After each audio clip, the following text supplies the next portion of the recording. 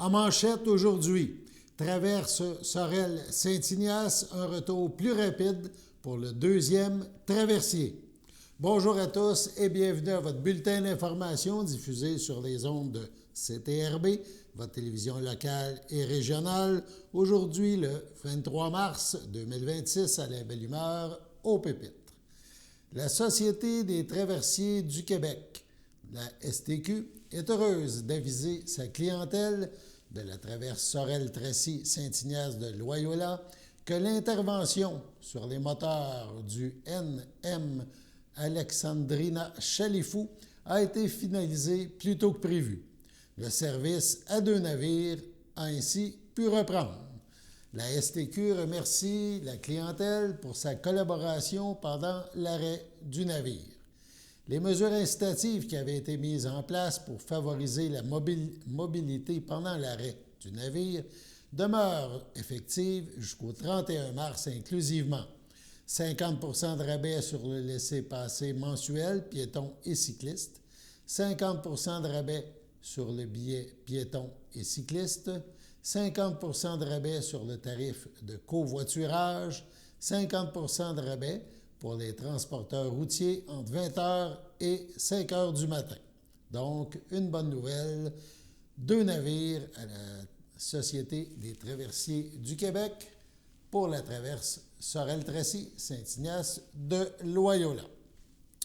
Dans le cadre de la migration à venir des systèmes téléphoniques vers le réseau 911 des prochaines générations, la Sûreté du Québec amorce le retrait progressif des lignes 310 4141 et étoile 4141, actuellement utilisées pour joindre la SQ. Grâce à la couverture élargie du réseau 911 et aux avancées technologiques, ces lignes deviendront bientôt obsolètes. À compter du 1er juin 2026, elles seront progressivement désactivées. Il est donc essentiel que tout appel urgent soit fait au 911. Par ailleurs, les appels non urgents devront se faire directement dans les postes de police locaux. À cet effet, un outil de recherche a été développé.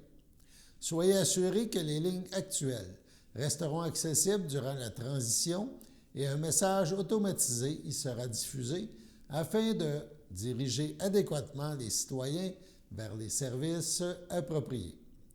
La SQ maintiendra son offre de services tout en s'assurant d'offrir une chaîne d'intervention optimale aux citoyennes et aux citoyens. Pour de plus amples détails sur ces changements, nous vous invitons à visionner cette courte vidéo. Bonjour, Sûreté du Québec. Le 310 4141 et l'étoile 4141 servaient à joindre la Sûreté du Québec. Ces numéros ont été créés à une époque où le service 911 était peu répandu au Québec, ce qui n'est plus le cas aujourd'hui.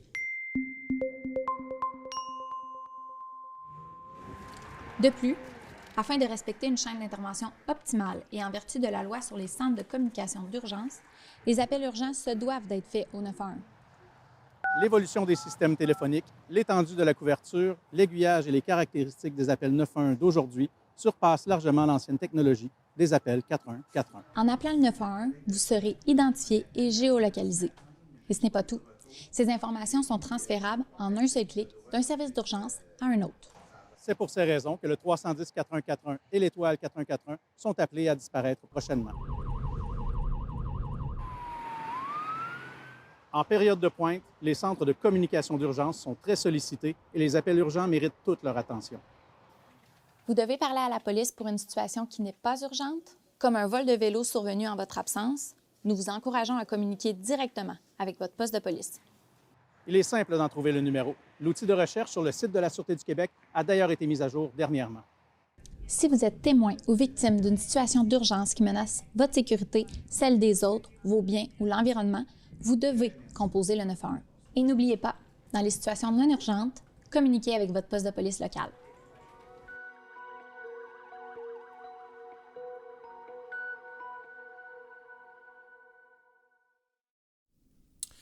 À l'initiative du Bloc québécois, tous les partis ont adopté en comité une motion demandant au gouvernement fédéral de lancer une enquête publique et indépendante sur les dépassements de coûts des contrats informatiques fédéraux, notamment le QRAM, Phoenix et Arrive-Can.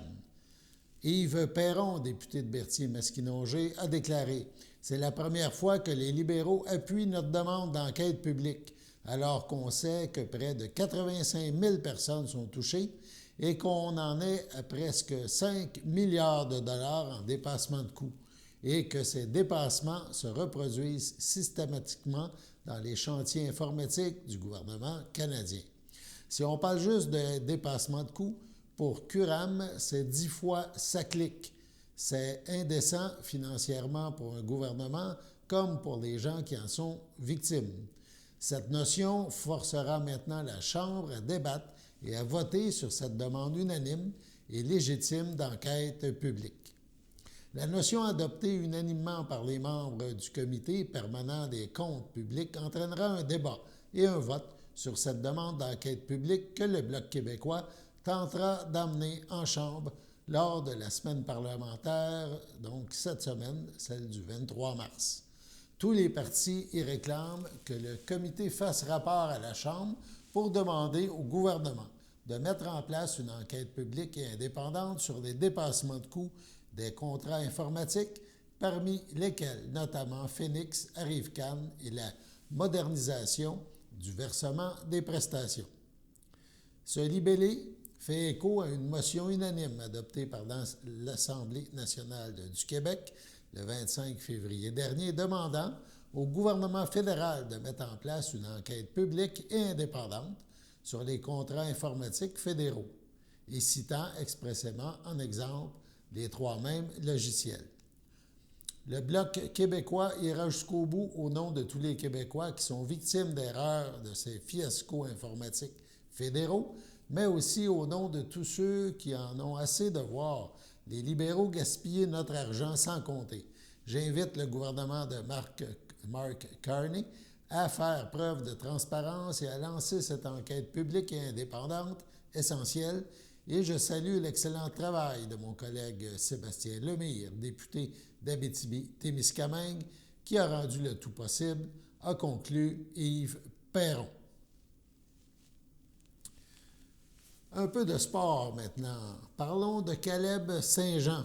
Il a représenté fièrement la région de Lanaudière aux championnats provinciaux Star à Saint-Jérôme dans la catégorie sans limite, moins de 9 ans. On parle de patinage artistique. Après avoir remporté le titre de champion provincial à Sherbrooke en décembre dernier et le titre de champion régional de Lanaudière en janvier, il s'était donné comme objectif de faire un podium au championnat Star.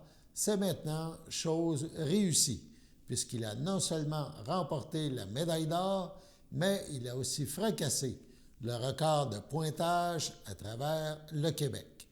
Pour sa catégorie, bien sûr. Un programme exécuté à la perfection, d'une précision incroyable, nous dit-on. On lui lève notre chapeau. Cette année aurait été une année extraordinaire pour lui, avec sa détermination, sa discipline de fer et la passion qu'il a pour son sport. On n'a qu'à bien se tenir, car on n'a pas fini de se faire surprendre par ce jeune homme. Bien sûr, tout le club de patinage artistique de Berthier est fier de lui. Sur ce, allons à la pause. Votre station de télévision de Berthierville vous invite cordialement à son bingo hebdomadaire télédiffusé tous les samedis matins dès 9h30. Depuis longtemps, les fans de CTRB se divisent le joyeux montant de 600 $ chaque semaine à cette joute de bingo. N'oublions pas non plus le super bingo mensuel d'une cagnotte de 2000 $ que vous pourriez vous partager chaque premier samedi du mois. Un moment de fébrilité qui pourrait devenir payant pour plusieurs d'entre vous. Pour vous procurer ces fameuses cartes de jeu, les dépositaires participants sont à Berthierville, le dépanneur Formule 1, la station-service Arnois sur le boulevard Gilles Villeneuve, le marché IGA Extra Famille Mont-d'Or sur la rue Gabriel Brissette, le marché Métro Boucher sur la rue Notre-Dame et la pharmacie Proxime sur la rue Frontenac. À Saint-Ignace de Loyola, le dépanneur Proxy sur la rue de la Traverse, la boucherie Aldo sur le rang Saint-Michel. C'est donc un rendez-vous hebdomadaire chaque samedi matin à 9h30 sur les ondes de CTRV, votre télévision locale et régionale, celle-ci toujours en haute définition. Toute l'équipe de CTRV vous remercie de votre fidélité et vous souhaite bonne chance.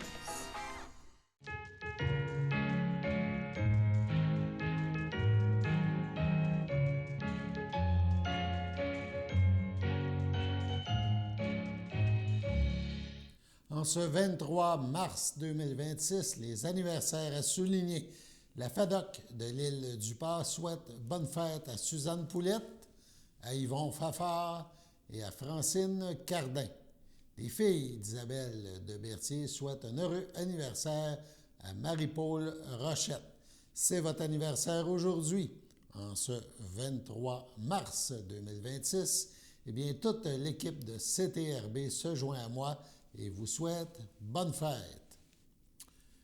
On revient à ces 2 semaines de grève amorcées aujourd'hui par le milieu communautaire. On parle du communautaire qui est à bout, comme on dit. Donc, on va vous résumer quelques activités qui se déroulent par les différents mouvements du monde communautaire dans Dautrey et dans Lanaudière. Aujourd'hui, le regroupement, évidemment, pour la MRC de Dautrey et de Joliette, le communautaire à bout. Il y avait des activités de visibilité sur les médias sociaux, des courriels envoyés aux députés, un communiqué de presse régional a été émis. Demain, on poursuit les actions au milieu des médias sociaux. Et évidemment, il y aura des entrevues également dans différents médias. Dans le coin de Saint-Gabriel, on organisera même un rallye des organismes communautaires. On distribuera des tracts et des biscuits babounes. Des biscuits babounes, on n'est pas content. Voilà.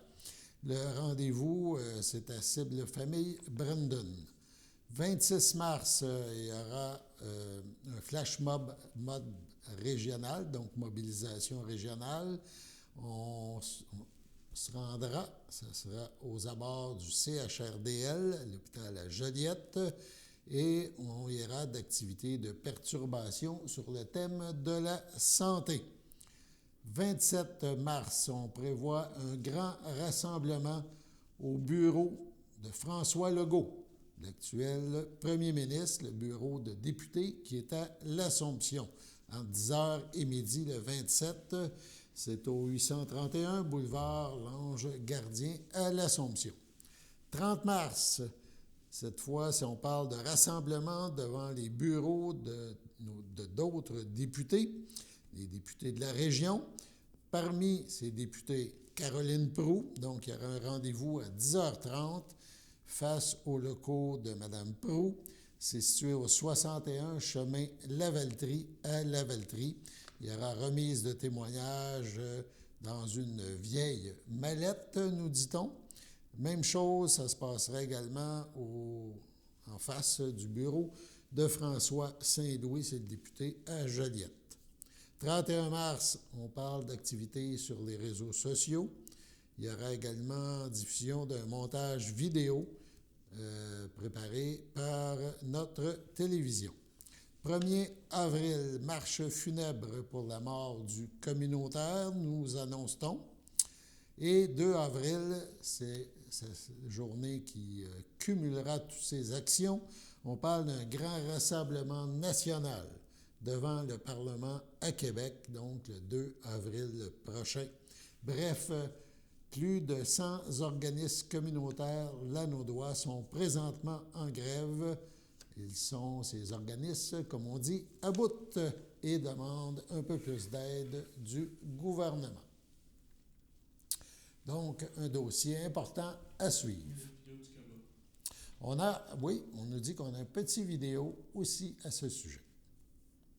Donc, du 23 mars au 2 avril, le Centre d'action bénévole d'Autrey a rejoint le mouvement Le Communautaire à bout. Comme 1622 organismes du Québec, on est en grève pour dénoncer le manque de financement pour les organismes communautaires.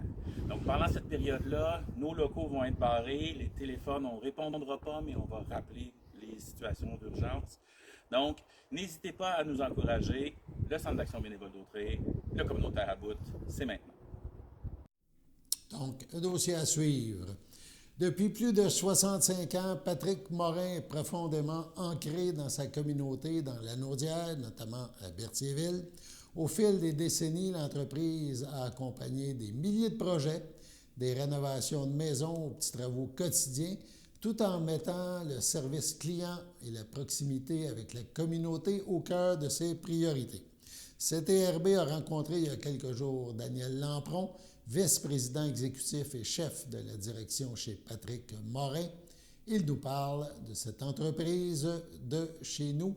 Voici donc la suite de l'entrevue qu'il nous a accordée. Je veux pas me lancer dans quelque chose, peut-être vous me corrigerez, mais tantôt vous me parliez, vous aviez 2000 employés, il y a 900 employés dans la région. Je pense aussi qu'il y a eu un centre de formation qui était fait. L'important pour vous, c'était de former vos employés, s'assurer qu'ils sont compétents dans chaque domaine. Hein? C'est une priorité pour nous, vous avez parfaitement raison. On a un centre de formation ici, à notre siège social à Joliette, qui est vraiment fait pour former l'ensemble de nos employés. C'est hyper important pour nous. Puis nous, dès l'embauche, nos employés doivent passer par le programme de formation ici, tout dépendant du secteur d'activité dans lequel ils vont œuvrer.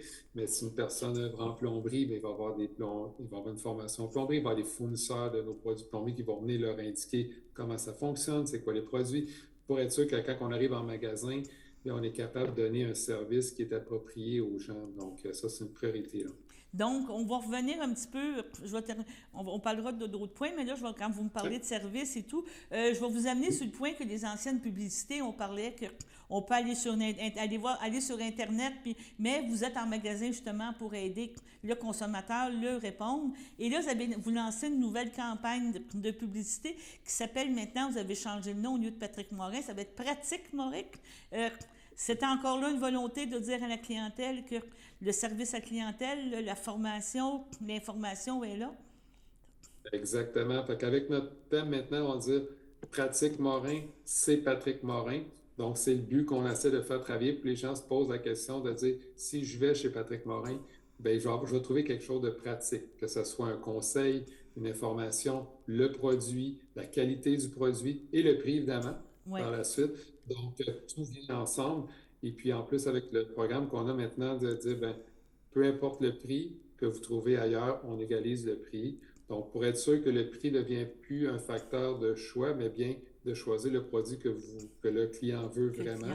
Et c'est sûr que le prix va être le meilleur qu'il va payer. Donc, c'est un petit peu l'optique, là. OK. Je vais vous relancer sur le côté, on pourrait dire, entrepreneur, que vous donnez du très bon service. On a cette partie-là, mais vous avez développé aussi un créneau pour les entrepreneurs, les contracteurs, pour être capable de bien les fournir. Entre autres, je regarde de Berthierville, je sais que vous ouvrez plus de bonheur. C'est frustrant pour nous quand on veut commencer à faire des choses chez nous, mais qu'il y a une entrée, il y a un service pour corporatif, on pourrait dire. C'était important pour vous aussi d'offrir ce service-là?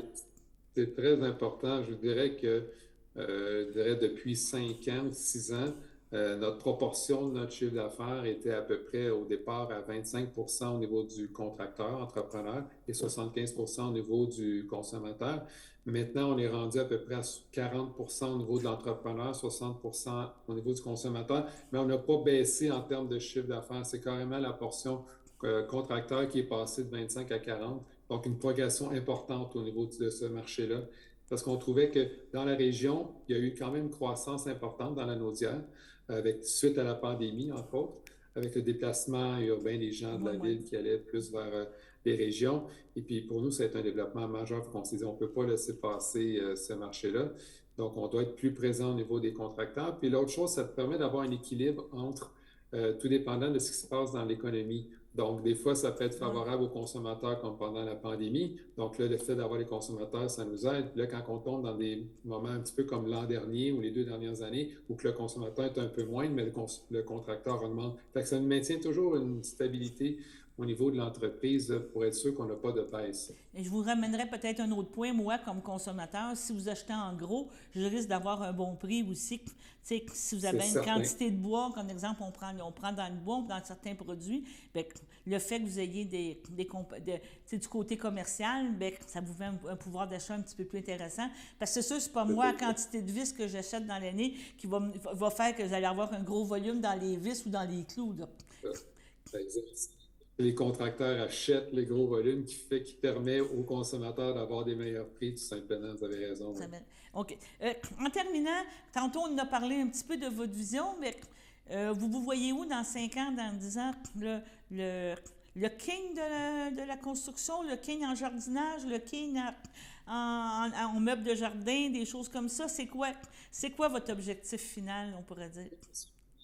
Qu'on soit le leader au niveau du service et d'offrir des produits dans différentes gammes, que ce soit dans le saisonnier où on parlait au niveau du barbecue, du saisonnier, des procès de façon, et ainsi de suite, que des matériaux ou des services entre qu'on peut aider les gens, mais qu'on soit les leaders québécois là-dedans, qui fait sa place, qui permet d'offrir vraiment un service très, très près au client et que le client se permet de dire « Hey, Patrick Morin, là, si je vais là, c'est sûr qu'ils vont m'aider.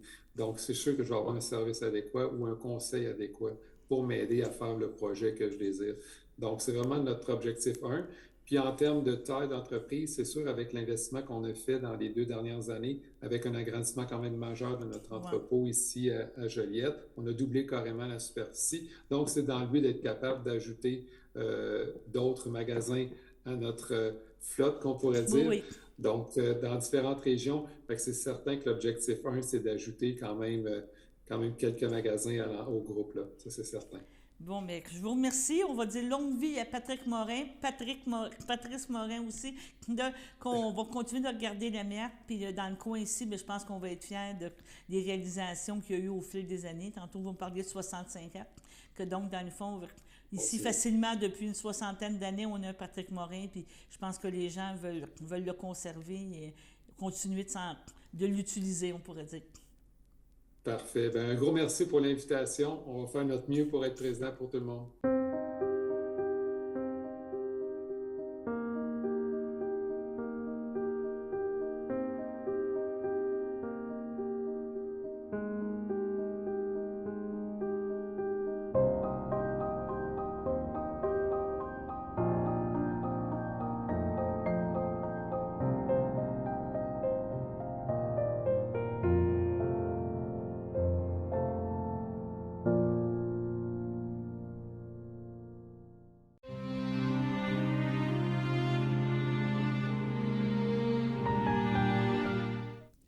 Au centre d'hébergement de Saint-Gabriel-de-Brandon le 2 février dernier.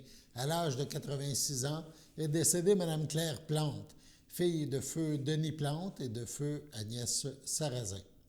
Elle laisse dans le deuil ses frères, ses sœurs, ses beaux-frères et belles-sœurs.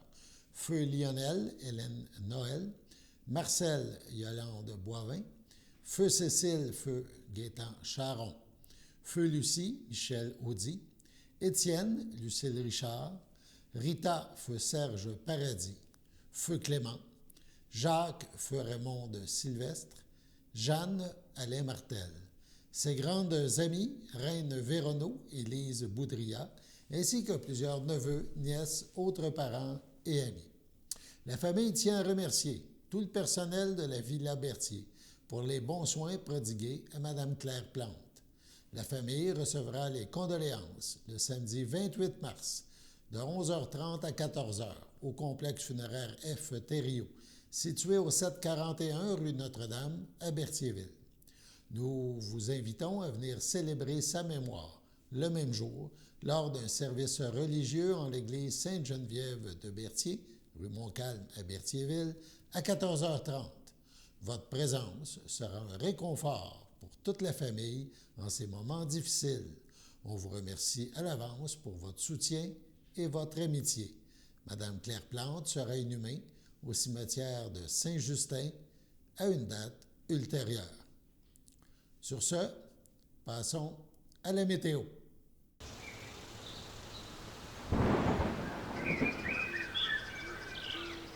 Bienvenue à votre météo de cette semaine. Aujourd'hui, lundi soir, ce sera nuageux avec éclaircies, une température de -2, un temps ressenti de -5. Lundi nuit, ce sera des passages nuageux, une température de -10, un temps ressenti de -16. Mardi matin, ce sera ensoleillé, une température de -10, un temps ressenti de -15. Mardi après-midi, ce sera un ciel variable, une température de 0, un temps ressenti de -6. Mardi soir, ce sera quelques flocons, une température de -1, un temps ressenti de -7, moins de 1 cm de neige. Mardi nuit, ce sera un ciel variable, une température de -5, un temps ressenti de -11. Et voilà, c'était tout pour votre météo.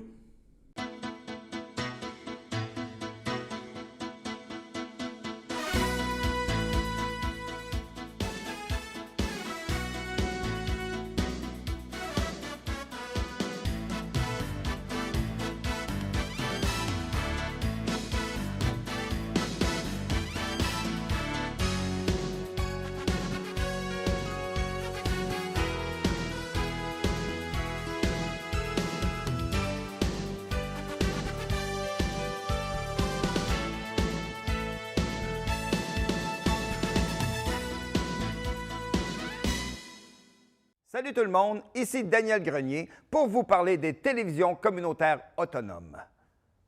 Pourquoi? Parce que c'est important et que, même sans l'aide d'un magicien, elles risquent de disparaître. Yeah! J'adore les jokes de magie. Je vais continuer. Yes! La première fois que j'ai fait une entrevue à la télévision, c'était à la télévision communautaire des Bois-Francs. Oui, moi et mon groupe d'humour, nous avions fait une entrevue et même 2 sketchs. Bon, là, j'entends des gens dire à la maison « Hey, montre-nous-en un bout, montre-nous-en un bout. » Ah, non. Bon, OK, un petit extrait. Wow. Là, ça va faire m'appeler la police, vous allez avoir une amende. Il y en a qui apportent des peanuts aussi! Avec des bonnes pistachios! Grâce à cette expérience, j'ai appris que faire de l'humour devant personne, ça rit moins. 42 télévisions situées dans 15 régions administratives du Québec. Elles parlent des enjeux locaux et font rayonner les citoyens en leur donnant accès à un média accessible. Je la savais par cœur, celle-là. Ensemble, encourageons les télévisions communautaires autonomes. Oh, ça roule encore?